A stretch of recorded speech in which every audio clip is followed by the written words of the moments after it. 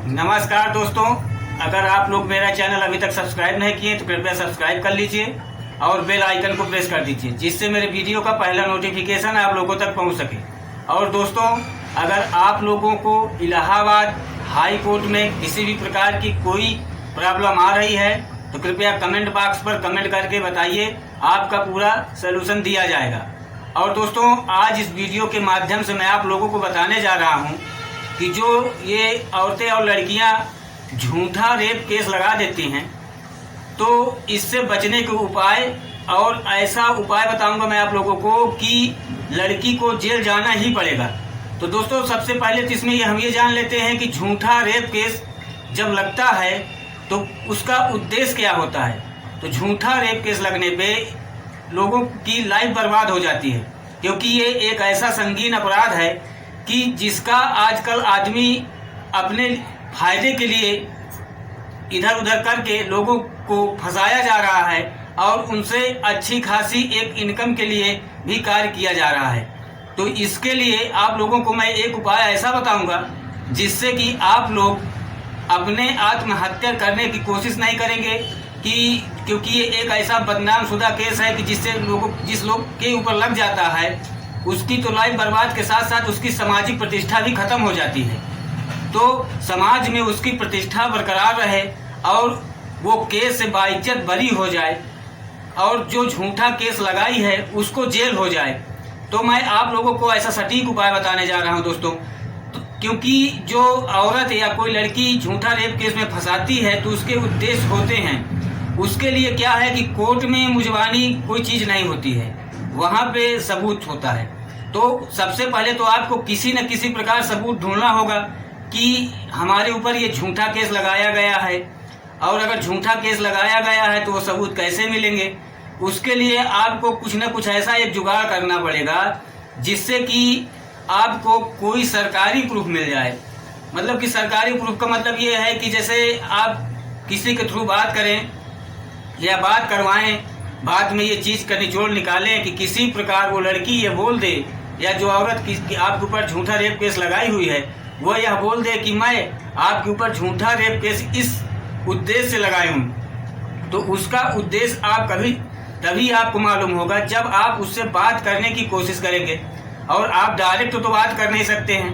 तो या तो किसी वकील को कर लीजिए, या तो कोई आस पड़ोस का हो, या तो रिलेशन में सगा संबंधी उसका हो तो उससे रिक्वेस्ट करिए। और रिक्वेस्ट इस प्रकार से करिए कि साथ में अगर आप ना जा सके तो कोई दूसरा आपका जा सके, आपका मित्र हो, भाई बंधु हो, कोई किसी भी प्रकार का सामाजिक लोग में एक आदमी को भेजिए और वो उस समय वो बात करे कि आपका उद्देश्य क्या है, क्यों इसको फंसाई हैं आप। तो वो ये बयान कर ले अपने जुबान से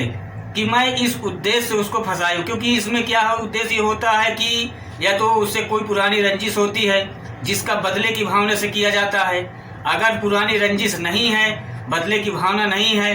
तो जरूर कुछ पैसे की जुगाड़ में होगी। क्योंकि ये या तो रंजिश हो, या तो पैसे की भावना हो, या तो कोई उसके थ्रू जबरदस्ती करवाया जा रहा है। तो अगर जबरदस्ती करवाया जा रहा हो, चाहे पैसे के लिए हो या तो रंजिश भावना से हो, तो उसके लिए आपको जब वो बात करने लगे कि मैं इसलिए आपको ऊपर आईपीसी की धारा 376 का संगीन अपराध इसलिए लगाई हूँ क्योंकि मुझे आपसे ये वस्तु या पैसा या घर या मकान या किसी भी प्रकार के बदले की भावना से मैं लगाई हूँ, मुझे ये चाहिए था, नहीं तो मुझे आपसे पैसे की ज़रूरत है। अगर वो ये चीज़ बोल रही है और आपको उसका रिकॉर्डिंग करना बहुत ज़रूरी है, आप उसका वीडियो रिकॉर्डिंग बना लीजिए। अगर आप वीडियो रिकॉर्डिंग कर लिए हैं, उसका बयान वीडियो रिकॉर्डिंग में दर्ज हो गया है, तो आप ये मान लीजिए कि आप तो छूट ही जाएंगे वो केस से, आपको जमानत मिल जाएगी, आप निर्दोष करार दिए जाएंगे। और वो लड़की हो या औरत हो जो आपके ऊपर झूठा रेप केस लगाई है, उसके ऊपर आप दावा पेश कर सकते हैं और उसको जेल भिजवा सकते हैं। तो दोस्तों,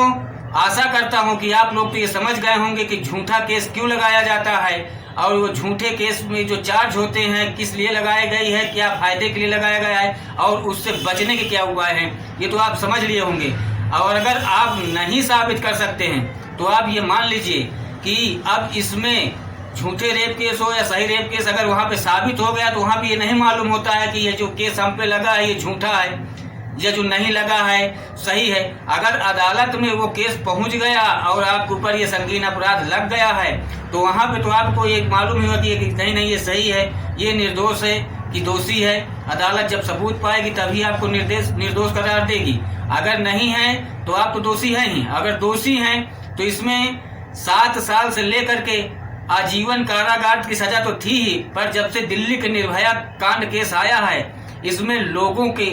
तमाम जुलूस निकालने के बाद जो गली गली इधर उधर के हादसे होने देख रहे हैं रेप केस में, तो इसमें फांसी की सजा को भी जोड़ दिया गया है। तो दोस्तों अगर ज्यादा संगीन अपराध है तो ये मान लीजिए कि आपको फांसी भी हो सकती है, आजीवन कारागार तो होना ही है, 7 साल की तो मान के चलिए मिनिमम के 7 साल की सजा होना ही है। तो अगर दोस्तों क्योंकि ये केस ऐसा है अगर आप इसमें फंस रहे हैं तो इससे निकलने का सिर्फ और सिर्फ एक ही उपाय है कि अगर सही किए हैं तो इसमें बचने का कोई उपाय है ही नहीं, अगर झूठा है तो उसका कुछ न कुछ तो उपाय है ही। और दोस्तों अगर आप ये उपाय के निचोड़ निकाल लेंगे तो आप इस सजा से बच सकते हैं और समाज में आपकी प्रतिष्ठा बच सकती है। आप आत्महत्या करने की सोच रहे हैं तो वो चीज़ से मुक्ति मिल सकती है और एक बार फिर से समाज में आप अपना अच्छा जीवन व्यतीत कर सकते हैं। तो इसलिए दोस्तों मैं आपसे फिर एक बार रिक्वेस्ट करता हूं कि अगर आपके ऊपर कोई ऐसा केस लगा है तो कोई गलत कदम ना उठाएं, आत्महत्या करने की कोशिश ना करें, बल्कि किसी भी प्रकार से आप वहां तक पहुंचिए और अपने लिए एक सबूत ढूंढिए, सरकारी सबूत ढूंढिए जिसमें कि आप साक्षात दिखाई दे कि हाँ मेरा ये उद्देश्य था, मैंने इनके ऊपर झूठा रेप केस का चार्ज लगाई हूँ। और आप बचने के तरीके ढूंढिए, क्योंकि जो बचने का तरीका अगर आप ढूंढते रहेंगे तो किसी न किसी दिन तो आपको